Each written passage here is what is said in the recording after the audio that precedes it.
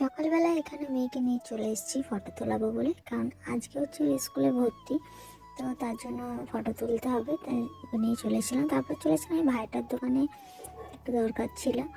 আর আজকে আমাদের এই কাকিমার বাড়িতে কিন্তু সকাল থেকে খাওয়ার নিমন্ত্রণ। দেখতেই পাচ্ছ আমাদের দুই ভাইয়ের বউ চলে এসেছে, ওরা বসে পড়েছে। তারপর আমি এলাম, আমার মেয়ে এসে পরে তারপরে খেতে বসলাম। তারপর স্নান টান সেরে এখন চলে এসেছি স্কুলে।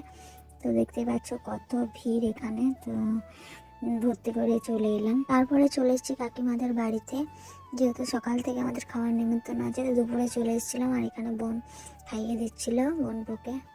তারপর আমাদেরকে দেখো এখানে পাতা দিয়ে দিয়েছে, আর বোন এখানে দিচ্ছিল নুন।